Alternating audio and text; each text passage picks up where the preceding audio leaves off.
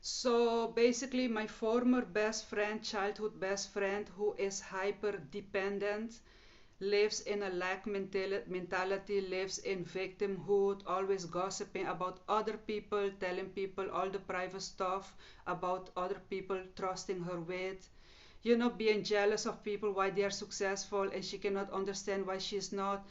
I'm saying just you can change your mindset, change your words, and change your life. You can just switch your mind, change the narrative. Instead of going to work as a prostitute, you can go to study, take a class. I don't know what kind of class you want. Instead of gossiping about your other friends, you can go pray in church. You can start a relationship with God. That is what I do.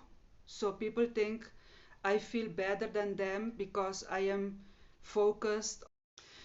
She said that I'm too focused on success, too focused on thinking that I'm better than her or other people.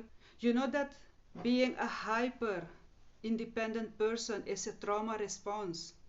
It is rooted in childhood trauma.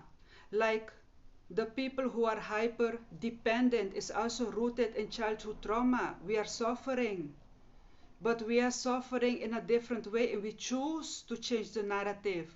I could choose to stay in victimhood. I can choose today to feel sorry for myself, to go late at night to the nightclub with those toxic friends, drink all night, have casual sex, having drunk sex in the park, let 20 men do with me whatever they want to. And I could enjoy it because my friend says that's the life I should live. I could be a stripper. I could be victim. But I decided to change my words because by changing my words, by changing how I speak about myself, I change my reality. By changing the narrative, how I think about myself, I change my reality. I changed the way I see myself and I decided to not go to the nightclub, drink all night and sleep all day. No, I decided to wake up at 4 o'clock in the morning, get paid a low wage to go work as a background actor. I decided to wake up in the morning to go work as a model. I decided to wake up in the morning to work in a shelter for domestic abuse women or to work in a refugee camp to help refugees. I decided to do that. They don't pay me for that. But I decided to study maybe psychology or go maybe to study acting school. You understand? Yes, and I do believe that the word narcissist is being abused because I am being called a narcissist by my toxic friends, my previous friends, because I disconnected, because I don't want to go to the nightclub. I don't want to drink all night long. I don't want to have casual sex with men. I don't want to make money as a prostitute. I don't want that. And I set boundaries. I take accountability. I took psychology lessons. I'm working as a model. I'm working as an actor. I'm going to acting school. I'm going to church. I built a relationship with Jesus Christ. And I'm not judging anyone, but I'm saying that I am being called a narcissist because I said no to that, because I prefer to be in solitude.